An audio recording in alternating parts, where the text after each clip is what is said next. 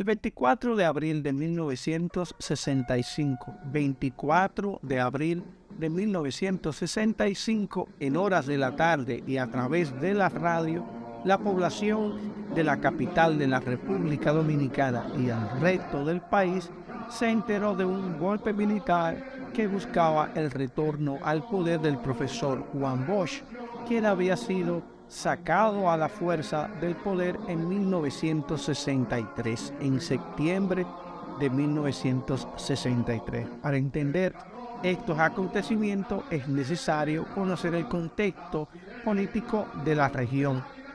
Con el triunfo de la Revolución Cubana en diciembre de 1959, el gobierno de los Estados Unidos se aseguró de impedir que otras naciones de la región de Centroamérica y del Caribe y también de Sudamérica repitieran el modelo de Castro. Para esto, impulsaron gobiernos dictatoriales que persiguieron ferozmente a los grupos de la izquierda revolucionaria en todos los países de la región.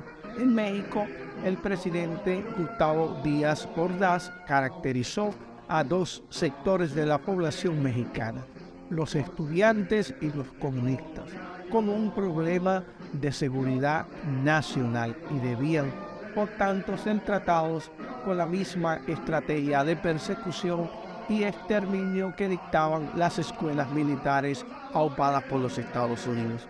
En Guatemala, el coronel Enrique Peralta Azurdia, en el poder desde 1963 a través de una junta militar, perseguía a los grupos guerrilleros y de izquierda. En El Salvador, el teniente coronel Julio Adalberto Rivera Carballo gobernaba esa nación con los lineamientos de la famosa Alianza para el Progreso, una estrategia norteamericana para impedir la llegada al poder de los elementos de la izquierda. Se prometía asistencia económica y técnica a cambio de seguir la línea del tío Sam. En Honduras gobernaba de forma dictatorial Oswaldo López Arellano. Había tomado el poder mediante un golpe de Estado. En Nicaragua gobernaba René Chiric Gutiérrez, un presidente títere de Anastasio Somoza. Y en Costa Rica, que ha sido la nación más avanzada en temas de libertades políticas, el presidente Kennedy organizó una cumbre con los presidentes de Centroamérica para comunicar directamente su mensaje de comunicación estratégica y política.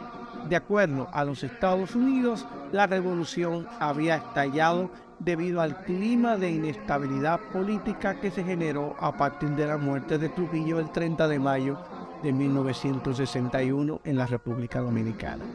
De acuerdo a los registros históricos del ejército de los Estados Unidos, el país estaba dividido en el año 65 en dos facciones: los leales, apoyados por el coronel Elías Wessing, y Wessing, quien comandaba el centro de entrenamiento de las Fuerzas Armadas con unos 1.500 hombres, y los constitucionalistas, apoyados por elementos de las Fuerzas Armadas que respaldaban al político socialista, entre comillas, y estoy leyendo un informe del ejército de los Estados Unidos, exilado profesor Juan Bosch, que había demostrado en un debate público por televisión en el año 62, estas son palabras mías, con el sacerdote católico Láutico García, que no tenía en esa época esa formación ideológica, que no era comunista. Lo que no cuentan como contexto los norteamericanos son los hechos previos a esa revolución. Ya he mencionado el golpe de Estado al profesor Juan Bosch, pero también se produjo otro hecho importante, que fue la exterminación del foco guerrillero de los militantes del movimiento 14 de junio, con Manolo Tavares, Minerva Mirabal y un grupo amplio de jóvenes profesionales y estudiantes con pensamiento progresista. Fue precisamente por estos hechos relatados, mencionados, que los oficiales militares liderados por el coronel Rafael Fernández Domínguez se organizaran para buscar el retorno al poder de Bosch y su constitución política, que había representado un salto astronómico para nuestro desarrollo institucional. Aunque el grupo de Fernández Domínguez había fijado la fecha del 6 de enero de 1965 como el día para iniciar la revolución y la movieron posteriormente para el 27 de abril, sorpresivamente en la madrugada del 24 de abril, cuando el general Marcos Rivera Cuesta, jefe del ejército, recibió instrucciones del gobierno de detener a un grupo de oficiales constitucionalistas del campamento 16 de agosto, ubicado en el kilómetro 26 de la autopista Duarte, fueron detenidos y conducidos a la jefatura del Estado Mayor los coroneles Hernando Ramírez y Álvarez Holguín, el mayor Juan Lora, el teniente Novoa Gallner y otros oficiales. El general Rivera Cuesta condujo sus prisioneros a la jefatura sin sospechar que los constitucionalistas contaban en sus filas con algunos oficiales y clases de su propio despacho. Entonces, al llegar los detenidos a las oficinas del Estado Mayor, oficiales de baja graduación y alistados del personal de oficina de la propia jefatura, comprometidos con la causa constitucionalista, se reunieron en la planta baja del edificio que alojaba la sede del ejército y decidieron tomar la iniciativa.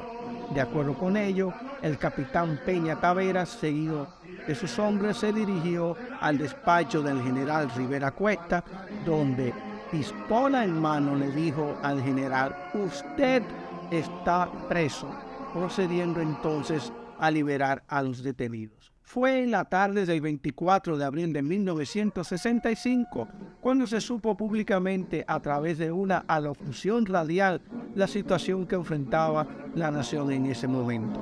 A la 1:30 de la tarde de ese histórico 24 de abril, la potente voz de José Francisco Peña Gómez, principal dirigente del PRD en el país, retumbó a través de radio comercial diciendo: "Un capitán de apellido Taveras me ha referido mediante llamada telefónica que oficiales y alistados del campamento 16 de agosto había hecho preso al jefe de Estado Mayor del Ejército, general Marcos Rivera Cuesta, iniciando con ello una revuelta militar para derribar el régimen de Donald Trump". A las 2:30 de la tarde, oficiales y soldados rebeldes comandados por el capitán Héctor Lachapelle Díaz irrumpieron en la radio Santo Domingo y se apoderaron de la emisora, radiando de inmediato los objetivos del movimiento. "Militares honestos,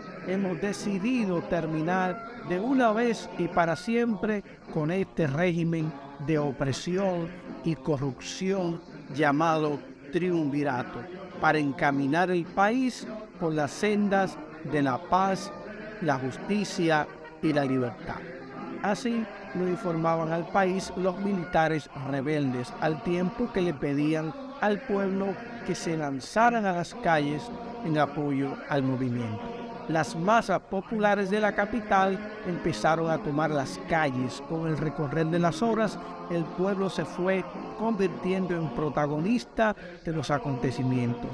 Constitución de 1963. Juan Bosch, presidente. Tal era la consigna enarbolada por oleadas de manifestantes que en pocas horas la policía fue desbordada por la movilización activa de las masas. A las 7 de la noche, el doctor Rick Cabral, acompañado por Ramón Cáceres Troncoso, el otro triunviro, apareció en la radio y la televisión anunciando que el país se hallaba tranquilo y que la mayor parte de las Fuerzas Armadas seguían siendo leales al gobierno. Nadie le creía. El jefe del triunvirato exigía que los militares rebeldes depusieran su actitud y les dio hasta las 5 de la madrugada del 25 como plazo límite para hacerlo. Pero el pueblo ya había tomado las calles y en esa noche memorable empezó a cambiar la historia del país. El golpista Rick Cabral decía que tropas de distintas instituciones armadas del país tenían rodeados los campamentos sublevados el 16 de agosto y el 27 de febrero. Pero ya desde la misma noche del 24 de abril, en el fino de la medianoche, los militares constitucionalistas empezaron a salir de sus cuarteles y aliarse con el pueblo en las calles. Posteriormente, el 28 de abril, el gobierno del presidente Johnson ordenó una intervención militar. Los detalles de los hechos posteriores de esta revolución, donde veremos al coronel Francisco Alberto Camaño Deñó como líder indiscutible de esa gesta, serán tema para un próximo video. Abril de 1965, la Revolución de Abril, una fecha importante en la historia de nuestra patria.